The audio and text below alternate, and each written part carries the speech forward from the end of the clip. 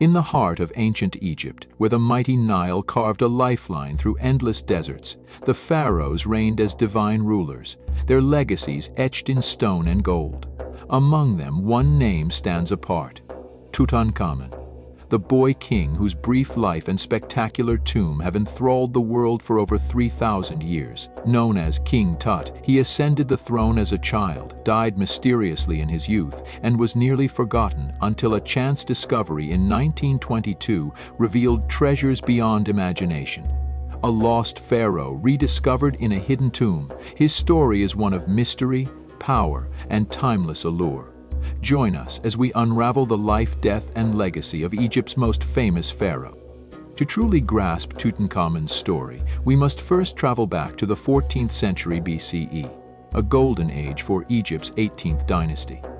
This was a time of immense wealth and power, when pharaohs commanded vast armies, built towering monuments, and were worshipped as living gods. The temples of Karnak and Luxor rose in splendor, while the bustling city of Thebes served as the religious and political heart of the empire. Egypt's society was a complex tapestry. Priests wielded spiritual influence, nobles managed vast estates, and artisans crafted everything from jewelry to colossal statues. Beyond the cities, farmers toiled along the Nile, their harvests sustaining an empire that stretched from Nubia in the south to Syria in the northeast. But this era was also marked by disruption. Tut's father, Akhenaten, had turned Egypt upside down with a radical religious revolution. Abandoning the traditional gods like Amun and Osiris, he declared the sun disk, Aten, the sole deity. He uprooted the capital from Thebes to a newly built city, Akhetaten, modern-day Amarna, and banned the old priesthoods. This upheaval alienated the elite and unsettled the people. When Akhenaten died around 1336 BCE, his reforms crumbled, leaving Egypt in disarray. It was into this fractured world that Tutankhamun, originally named Tutankhaten, living image of Aten, was born, likely around 1341 BCE. DNA evidence suggests he was the son of Akhenaten and an unnamed sister wife, a common practice among royals to preserve the divine bloodline. At just 8 or 9 years old, he inherited a throne teetering on the edge of chaos. Tutankhamun's reign began under the shadow of his father's legacy.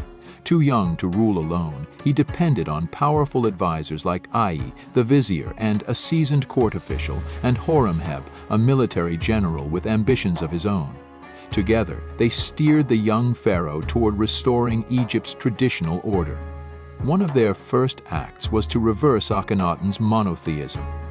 Tutankhamun changed his name to Living Image of Amun, signaling the return of the old gods. The capital shifted back to Thebes, and priests of Amun, sidelined under Akhenaten, regained their influence. Ancient records praised Tut for renewing the temples of the gods and restoring what had been laid to waste, a testament to his role in healing Egypt's wounds.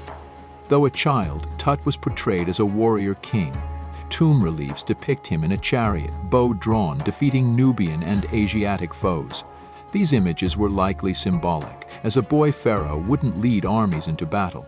Instead, military success during his reign is credited to General Horemheb, who maintained Egypt's borders and quelled any unrest. Tut's personal life offers a poignant glimpse into his humanity. He married Ankhesenemun, his half-sister, born to Akhenaten and the famed Queen Nefertiti. Their union was typical of royal incestuous marriages, meant to preserve the divine bloodline. Tragically, their 2 daughters were stillborn, their tiny mummies later found in Tut's tomb. With no surviving heirs, the dynasty's future hung in the balance.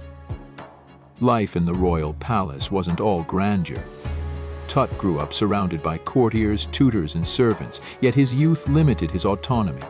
Artifacts like a child-sized throne and game boards found in his tomb hint at a boy who still played, even as he bore the weight of kingship.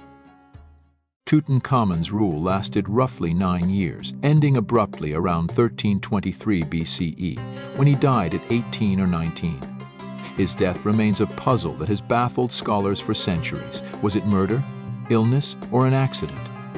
Each theory offers a different lens on his final days. Early X-rays in the 1960s revealed a skull fracture, sparking rumors of assassination, perhaps by Ai, who became Pharaoh after Tut, or Horemheb, who later erased Tut's name from records. But a 2005 CT scan disproved this, showing the damage occurred after death, likely during mummification. Instead, evidence points to a frail young man.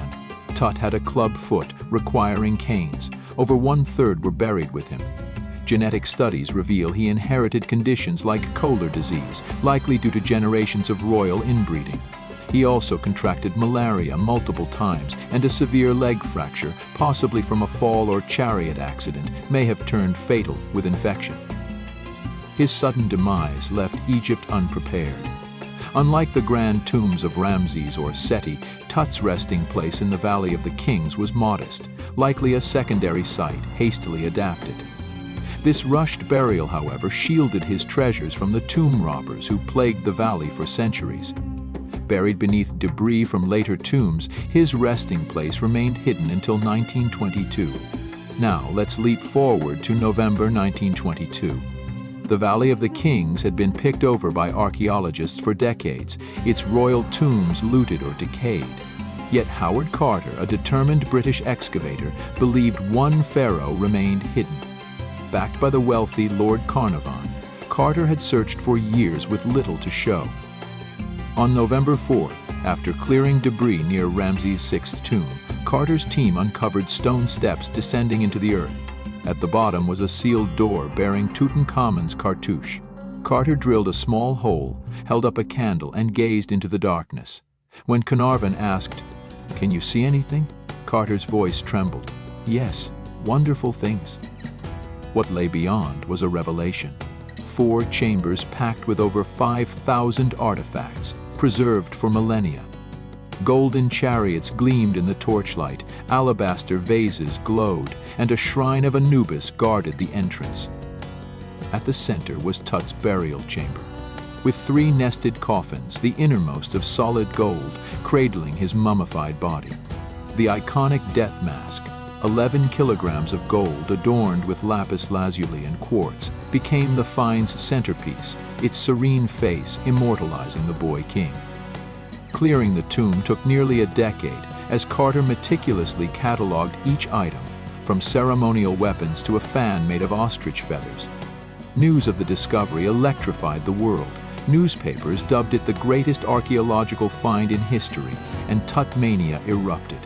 Yet tragedy struck when Carnarvon died months later from an infected mosquito bite, birthing tales of a pharaoh's curse, a myth, but one that fueled Tut's legend. Tutankhamun's tomb wasn't just a hoard of riches. It was a window into ancient Egypt's soul. Every object told a story of craftsmanship, belief, and the journey to the afterlife. Take the Shabdi figures, hundreds of miniature servants carved to labor for Tut in the next world. Or the canopic jars, their alabaster lids sculpted as gods, safeguarding his organs for eternity.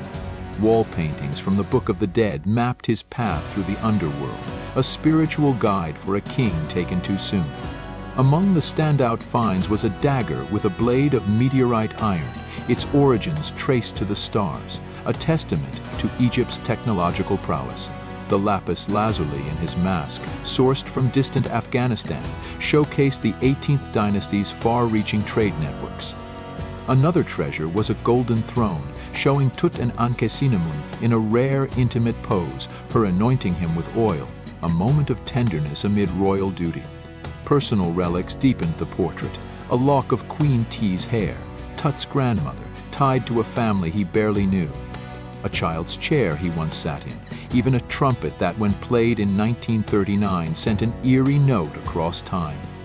These items transformed Tut from a distant pharaoh into a person, young, fragile, and real. Historically, Tutankhamun's reign pales beside giants like Ramses II or Cleopatra. So why does he loom so large? The answer lies in his tomb's discovery, which turned a forgotten pharaoh into a global sensation. In the 1920, Tut mania swept Europe and America. Egyptian motifs adorned flapper dresses, jewelry, and furniture, while architects wove pharaonic flair into Art Deco skyscrapers. Hollywood seized the craze, producing films like The Mummy, blending fact with fantasy. Tut's treasures have since toured the world, drawing millions.